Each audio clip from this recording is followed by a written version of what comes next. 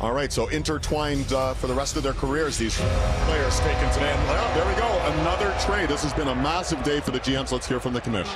We have a trade. The Utah Mammoth trade pick number 23 in this year's draft to the Detroit Red Wings in exchange for Sebastian Cossa. 23 from Utah to the Red Wings for Sebastian Cossa.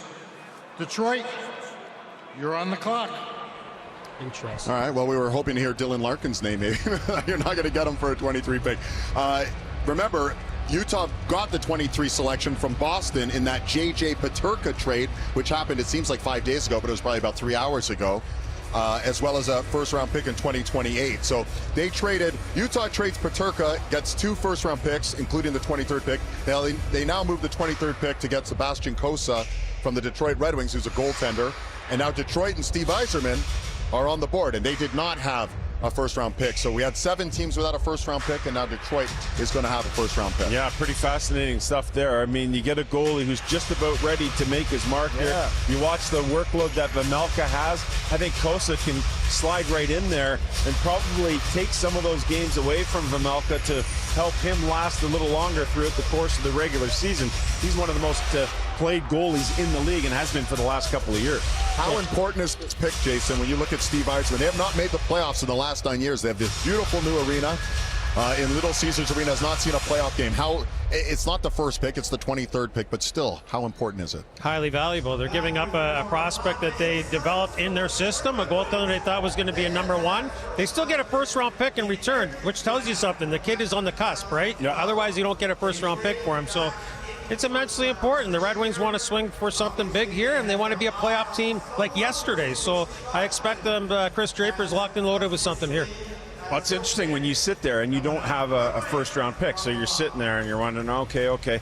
And then as your list starts to go down, you're like, all right, this guy that we really like, he's here. We better get on the horn and start to make something happen. So clearly they've identified a player in this spot that they feel is still available, that they think is super valuable, that they didn't think were going to be there, and they go ahead and they make this deal. So interesting stuff here for sure. And they trust their Swedish scouts, that's for sure, because each of the last 6 years, either their first or second pick has been a Swede. You feel they might lean that way again. That's what happens, right? Your brother's a scout in Philadelphia. They get certain trust levels with certain scouts, and they kind of run in that direction, it seems. Well, yeah, you build to an identity, right? And we've heard about the Yzer plan for quite a while here. And to your point, there's some frustration, I think, probably internally as well. We see the Dylan Larkin stuff coming out of late. I'm surprised Cossa's gone. As you said, a guy fully developed inside, lots of pump. He's supposed to be a part of the solution. And so here we go. Big pick for them. All right, Original 6 action coming your way. The Commissioner Gary Bettman with Detroit's first pick of this year's draft. With the 23rd selection in the 2026 NHL Draft, the Detroit Red Wings select from Kamloops of the WHL, J.P. Hurlbert. The big hug for Dad Jeff, from Mom Sarah, and J.P. Hurlbert out of Kamloops. 3rd straight WHL player taken. His nickname's the Texas Tornado. He's from Texas. And talk about making a splash. When he got to the WHL, guys, had a hat trick in his very first game, and now he's making a splash here heading to Motown. Oh, yeah, he let everyone know that he was going to be a goal scorer because he had a hat trick in the game before in the preseason. And so Hurlbert gets off to this great start, but he bucks the trend a little bit. He's a guy, they call him the Texas Tornado in Kamloops, because he left the U.S. under-17 program at the end of that year. You're expected to go the full 2 years there. He said, no, I'm going to try something a little different. I'm going to carve my own path. I'm going to go out to the Western Hockey League and play for Kamloops. And look at the year he had. High-volume shooter type of player, and a guy who can really put the puck in the net. He always seems to be involved, always around the puck. I love that about this player. But he has ties to Detroit, and if not mistaken, at times on the weekends, he'd fly from Texas to Detroit to be able to play better minor hockey. So pretty interesting stuff how he ends up there. He's going to be a 4th generation Michigan Wolverine, so That's big right. ties to that state. It makes a lot of sense. He was super proud at the Combine about the fact that he's going to Michigan, and he's big Go Blue football guy. But now the Detroit Red Wings right up the street, i.e. the Dylan Larkins of the world, get a chance to develop a player at the University of Michigan. I really like his approach. He bet on himself. at the combine, something that mattered to me, it sounds kind of crazy, he wore a suit every day. Every day. He said, this is the NHL, they deserve my best because that is the best. And you're looking at some of the clips here, goal scorer off the rush, very rarely takes a clapper. He's got a great release. You're going to see some smarts out of him here. Chip and go. Makes plays coming to the middle. This play here, I don't know how many times through the course of the year, there he went with the shot. Backhand pass against the grain. It's in his repertoire, and he makes plays. So what a year this kid had. Anybody that bets on themselves like that, like, look at those numbers. For the love of goodness, Colby, I don't know. Like, were you in that range at that time? No. Pretty big pop going to Kamloops, taking the league by storm. The WHL Rookie of the Year, and with much more on him, Kyle Bukauskas.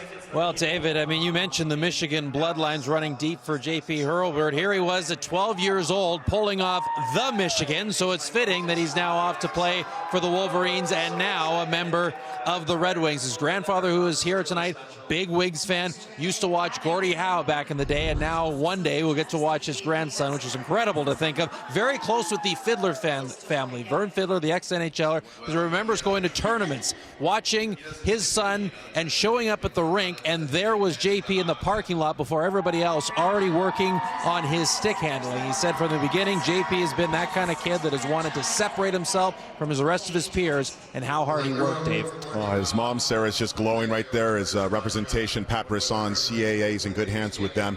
JP Hurlbert, Michigan at age 12? Is that what they're doing now? That's unbelievable, right? No, none of those when you were 12. So Vern Fiddler down in Dallas, Texas, and the hockey down there. I was down there 2 years ago, and my son's team plays against this Dallas Junior Stars teams, and they're always good. And I went out down to Dallas while they were on one of their playoff runs, and there's kids skating out there after the Stars practice, all in Western Hockey League jerseys, all in, on their way out of there. And I was blown away watching what they're able to do down there. Vern Fiddler, the Dallas Stars, Blake Coleman, a lot of these guys. It's becoming a thing. Fiddler's son plays in the Western League as well. But right, Blake. Yeah, good players, and hockey's popping out of there, and he takes off out of the program out to Kamloops and explodes. Well, what did we hear the news this week? Maybe Austin, maybe Houston as the next potential expansion site. So it speaks to how hockey has been received there. Fascinating stuff, too. The USHL starting to expand to the Southwest as well. JP Hurlbert downstairs with our Ailish Corp, our Ailish. All right, JP, I know you're letting this sink in, but this is a special team. Tell me why the Detroit Red Wings should have picked you and did pick you. Yeah, I think for me, I grew up, that's how I got into hockey. I was a Red Wings fan, and my grandpa, my whole family's from Detroit, so it's just so special to be able to put on this jersey. I'm so excited. Kind of a dream come true. It was meant to be. You manifested it. I know that your late grandfather, you carry a momentum around for him, a photo. We have the picture of the keys. How special is it to have that, that memory with you today? Yeah, it's so special. He lost his battle to cancer, but I see so much in him and me, and he's someone who I strive to be like, and so I know he's here watching me tonight, and just so happy. And you had a lot of fans. I can see them up in the stands screaming your name. How many people are here for you tonight? I had about 13 going into the night, and then I had 4 of my best friends show up at the red carpet. I had no idea they were coming, so it's just so special to have them surprise me like that. It's amazing. Lots to celebrate tonight. Congratulations. Thank you so much. All right, Ailes. I love the local ties, right? This is a guy who wants to play for the Red Wings. He bleeds blue academically, but he's going to bleed red in the NHL with the Detroit Red Wings. It's the 15th pick in the second round of the 2026 NHL Draft. The Detroit Red Wings have selected Victor Plante from the U.S. Under-18 team in the National Team Development Program, USHL. All right, Tony, Victor Plante, left winger from the NTDP. His dad, Derek, played 450 career NHL games. Older brothers, Max and Zam, have both been drafted already, so it's a family affair. It's a family affair. The Minnesota Duluth is a family affair. Look at it. They're all going to be there together next year. And Victor plays similar to his brothers. He's just a smart hockey player. He's one of those undersized players. You can see right there, he's 5'10", 165. He is on the puck. He knows where it's going. He anticipates when anything gets around the offensive zone and there's a loose puck, who's on it? He's on it first. So I think, you know, as a smaller player, you have to think the game better than the bigger guys. You have to be creative on how you get to the positions to find those loose pucks and be around that. But he can make plays. He had a good U18 tournament, and I think, you know, these three brothers together at college, I'm going to have fun watching these guys. Fun. And Duluth is just a fun place to watch college hockey. No disrespect to the Wisco Badgers there, Tony, but it is really fun up there. And it is in Madison, too, just so you know. It's great in Madison. Actually, Madison's one of my favorite college towns on the tour. I got to admit, I love it. Anyways, getting back to Victor, you hit it right on the head. Up and down the lineup type of player, right? Energy, secondary offense, maybe better than that. I think he's got another level to pop still offensively, and when he gets to the college level eventually here, it's going to be interesting to see what his trajectory is. You know what you get, Tony? Consistent compete, like every night. You don't have to wind this guy up. Maybe he's a Chris Draper type of player. You know, that kind of a guy at worst. And then I can see the value here for the Detroit Red Wings. Great kid, great family. Mom, I believe, is a Hall of Famer at UMD as well for basketball and softball. So it's not just dad and brothers, it's mom as well. So what a family. So good genetics there. Yesterday he's in the stands and he's supporting his teammates, and one of his best buddies is Chase Reed. When Reed got picked, this guy went nuts. He was sitting up in the seats, and I think that's really cool to support. I hope Chase stuck around to see Victor get his day in the sun here. Interesting to see the Red Wings Panthers with have made their selection. the 2 picks, right? Kind of With local the sort of 16th talent. pick in the second round of the 2026 NHL Draft. With the 15th pick in the third round of the 2026 NHL Draft, the Detroit Red Wings select Michal Orsulak from Prince Albert of the Western Hockey League. Here come the goalies.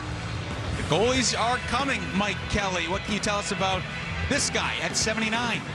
Well, some goalies have already gone off the board, obviously. He was our second-ranked goalie in the draft, so we think highly of him. And you take a look at his percentile ranks, slot shots, inner slot, rush shots, pretty good. These are dangerous shots that he is very good at stopping. He's a big guy, 6'4", 225 from Czechia.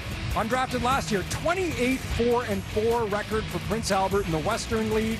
Like I said, he handles those difficult shots well. Need to work on his quickness in the net as he faces increased competition in his career. But he's got a lot of those kind of raw tools, and like I said, we liked him a little bit higher than he went here, so good pick. All right, he was named a finalist for WHL Goaltender of the Year. You liked him, the Red Wings liked him, and that is their selection at pick 79. What a special day for Adam Levac, who was just selected here in round number 4 by Detroit. Not just making his hockey dreams come true, it's his birthday. Wow. Happy birthday. What a day it is for him. And you can see turning 18 today. How about this? Got into the game's only fight at the 2026 OHL Top Prospects game. So maybe a little grit and sandpaper to his game as well. They'll love that there in Motown. Yeah, Rob Wilson's the head coach over there. He likes the way this guy plays. Like, he really gets after it. He's one of those guys who tends to cross the line maybe a little too often. I was in a game in Ottawa one evening, and it got a little bit goofy there, and Levac was at the center of it all. I don't mind that. Is that something okay? You can dial it back? You can't drag it out of a guy. That's the most important point. Is if you can get him close to that point, he goes over it every now and then. At least you know he can get there. The NCHC Conference. Welcome back to Buffalo. Middle of round 5 here on day 2 of the NHL Draft, and a couple of names going. The pace is picking up, Sam, but Beckham Edwards in the commercial, his name was called, and by far maybe the loudest cheers that we've heard on day 2. The crowd here went nuts for him. Yeah, London, Ontario guy who plays in Sarnia, and so you have those roots that there are a lot of people in those areas of Toronto that are Detroit Red Wings fans. And Books, you identified earlier that they're looking at guys Detroit now with ties to the state. And so when it comes to Edwards, he and Diorio were thought to be 2 guys that were 1 to 3 round picks. It hasn't quite worked out that way. But for Beckham Edwards, a 6'1" guy, leans a little bit more to the assist side of things. We had the opportunity to spend some time with him at the CHL USA Prospects Challenge in Alberta, and just kind of get an understanding of what this guy is all about. Good skater. Yeah, he can get to pucks first. It's what he does with it after. We'll keep an eye on Beckham Edwards, though. He has had some international experience, and when you get chosen to play for those events, there's a rigorous process for that to happen. I just think, again, here in his draft year, he gets some of those viewings where it's you're not at your best, and it happens on multiple occasions, and you sort of slip down the list. But in terms of where the history is for Edwards, it says a lot about people having prior knowledge of what he was even in his underage years. So we'll see how it plays out for him here, getting an opportunity to play with the Detroit Red Wings potentially somewhere down the road. Going at Next order 174, 175, Luka Arkko to the Detroit Red Wings. Arkko, guys, you want to touch on him Let's real talk quickly about for him. the Detroit Red Wings? Big body, power forward, 6'3", 212 pounds. Secondary offense on projection, I would assume here. But he's the kind of guy, he's going to extend plays. He's going to be a hard out, and he's going to play some physical minutes deeper in the lineup if he hits on all of his metrics there as a prospect to be an NHL player. Recorded 3 assists in the 4 games for Finland at the 2026 U18 Five Nations tournament. So Luka Arkko, the newest member of the Detroit Red Wings as far as their selection goes, round 6 at 175. Vancouver on the clock right now as you take a look at his profile here. Again, the hockey IQ, skating, shot. It's pretty self-explanatory, pretty much average across the board there, but what gives him a chance there is that skating. So he gets from A to B with that size. I have him as a recall 13th forward, big body, evolving offensively. NHL draft. Again, see where it goes. When you're big, strong, and you get up and down the ice, and if you're going to push back physically, it gives you something to start with. Kenny, July 1st, right around the corner, the LA Kings have been active. You guys have made some moves. You brought Panarin in at the late last season at the trade deadline, or actually before the deadline.